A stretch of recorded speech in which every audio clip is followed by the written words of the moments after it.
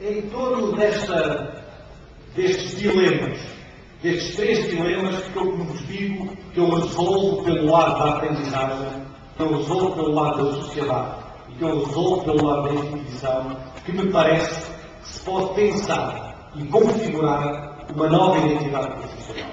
Creio que a identidade profissional dos professores deveria estar muito baseada nesse tripé, se é permitida a expressão, que é o tripé da aprendizagem, da sociedade e da instituição. E creio que é a partir dele que eu vou procurar enunciar um conjunto de desafios que eu julgo que nós temos pela frente para os próximos anos. Porque eu julgo que este tripé é verdadeiramente o que define a possibilidade de uma escola baseada na inclusão. Em sociedades do conhecimento, passa a redundância, em sociedades do conhecimento, só há uma maneira de incluir, é conseguir que as crianças adquiram o conhecimento. E a pior discriminação, a pior forma de exclusão da sociedade do conhecimento é deixarmos as crianças sair da escola sem terem obtido nenhuma aprendizagem, sem terem adquirido nenhum conhecimento, sem terem as ferramentas mínimas para se integrarem e participarem ativamente nas sociedades do conhecimento. E esta é, em grande parte, a minha matriz, a matriz que me leva a defender hoje, dia 5 de outubro de 2006, uma escola centrada na aprendizagem. E defendo-a também, porque enquanto comparativista, e depois de ter feito muitos estudos sobre muitos países em todo o mundo, eu percebo que há hoje uma tendência terrível, e essa tendência existe também aqui no Brasil, que há uma tendência terrível entre as escolas para os meninos ricos, que estão centradas na aprendizagem, e a escola para os meninos pobres, que estão centradas em tarefas sociais, assistenciais e outras. Não é? E esta divisão, e eu sei bem o que estou a dizer, e esta divisão que tem aumentado nos últimos anos. Nas últimas décadas, esta diferença tem aumentado.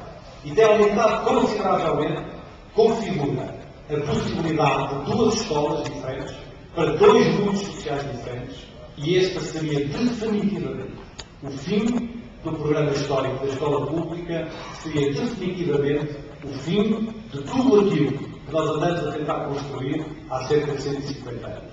E se não formos capazes de voltar, de reverter este ciclo, não é? E de aproximar estas escolas, eu julgo que estamos a prestar o pior serviço possível às causas da inclusão e, sobretudo, às causas dos mais desfavorecidos. São coisas que vocês conhecem e, portanto, não vale a pena estar a insistir muito sobre elas. É um paradoxo entre o excesso das missões da escola, o excesso de pedidos que a escola nos faz, que a sociedade nos faz, e, ao mesmo tempo, uma cada vez maior flexibilidade do estatuto dos professores. Então, tem vindo a perder prestígio, tem vindo a profissão docente ser uma profissão mais frágil hoje do que era há uns anos atrás, e isto é, a meu ver, um enorme paradoxo. Como é que é possível a escola pedir tantas coisas, atribuir-nos tantas missões e, ao mesmo tempo, fragilizar o nosso serviço institucional? É um paradoxo entre a glorificação, uma espécie de glorificação que todos fazem da sociedade do conhecimento e da importância da sociedade do conhecimento, e, ao mesmo tempo, uma espécie de desprestígio e até uma certa mediocridade, entre aspas, como são tratados os professores. Como se, de repente, por um lado, nós achássemos que tudo se resolve dentro das escolas, e, por outro lado, achássemos que quem está nas escolas são os profissionais razoavelmente medíocres, que não precisam de grande formação, que não precisam de grandes condições salariais e que qualquer coisa serve para ser professor. Não é? É um paradoxo estranhíssimo das sociedades atuais, não é? Este paradoxo entre a glorificação do conhecimento do ponto de vista social e esta espécie de desprestígio de estar sujeito à profissão docente. O nosso colega americano escreveu, o David Lehman, escreveu um belíssimo artigo, que há uns 3, 4 anos atrás, que se chamava Ensinar uma profissão dificílima, mas que todos é exagerado, mas que todos consideram facílima, não é? Então, toda a gente acha que isso é fácil, porque não precisa de grande formação, não precisa de grande saber, não precisa de grandes coisas, basta estar lá, tomar conta das criancinhas, ensinar-lhes umas coisas, mas era aqui um paradoxo absolutamente impressionante nos dias de hoje.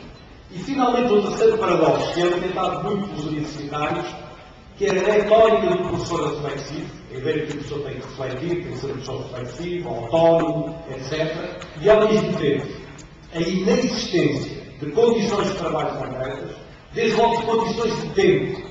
A matéria-prima mais importante da reflexão é o tempo. Sem tempo não há reflexão. Ninguém reflete se não tiver tempo. Não é? Portanto, a existência de condições de trabalho concretas, não é? E de desenvolvimento profissional que possam alimentar essa ideia do professor reflexivo. São paradoxos que nós temos de saber ultrapassar, e para saber ultrapassar esses paradoxos é importante uma mobilização dos professores e é importante, certamente, um combate grande dos professores e um combate coletivo dos professores. E é sobre esse combate coletivo e sobre esses desafios que eu, enfim, terminarei com a última parte desta palestra, referidos porque eu considero que são 3 desafios importantes da profissão para conseguirmos alguns dos objetivos que eu procurei enunciar antes. Isto são coisas que vocês conhecem, não estou a dizer nada que vocês não conheçam, estou a dar-vos, enfim, o meu ponto de vista. Como o Pierre Bourdieu dizia, um ponto de vista é uma vista a partir de um ponto, não é? E, portanto, eu estou, a partir do meu ponto, estou a dar-vos o meu ponto de vista, não é? E a dar-vos uma... Vocês conhecem aquela história que eu conto um dos meus artigos, que eu acho que é uma história lindíssima, que é um físico, foi um físico muito influente do século XX, o Szilard. O Szilard, uma vez, virou-se para um colega dele, para o Hans Bethe, e disse: olha, hoje, a partir de hoje, decidi escrever um diário pessoal. Vocês dizem diário, não é, também? Um diário. A partir de hoje, decidi escrever um diário. E o Hans Bethe falou: escrever um diário para quê? E o Szilard disse: olha, vou escrever um diário porque assim Deus fica a conhecer todos os factos. E o Hans Bethe ficou um bocado surpreendido e disse: está bem, acho bem, mas tu não achas que Deus já conhece todos os factos? E o Szilard respondeu: não, eu sei que Deus já conhece todos os factos, mas Deus ainda não conhece a minha versão dos factos. E portanto, o que eu estou a dar é a minha versão dos factos, não é? Os factos que vocês já conhecem, enfim, mas é uma versão dos factos.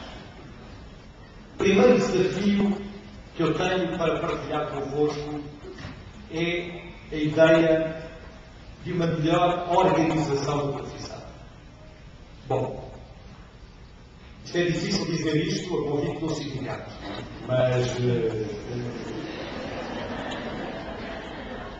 mas como já passei por outras dos sindicatos portugueses, não há de ser agora, que eu vou deixar. Eu julgo que os modelos de organização dos professores, e em particular muitos dos modelos sindicais, e de novo não falo do Brasil que não conheço, falo da Europa que conheço melhor, são modelos que não têm sido capazes de atender aos grandes debates da profissão e aos grandes debates da escola.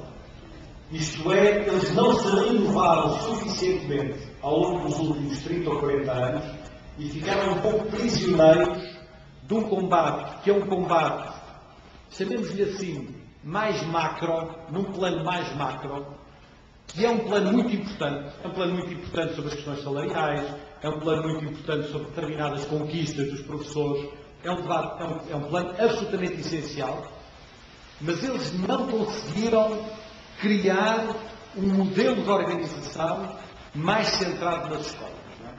Então eu julgo que a profissão tem um déficit grande de organização no interior das escolas.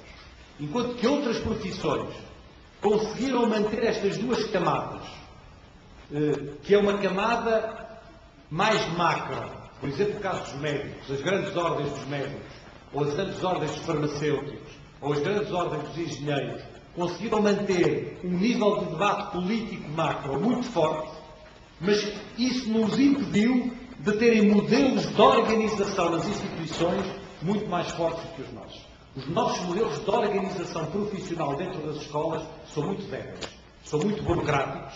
Nós achamos que temos que prestar contas do que fazemos ao Estado,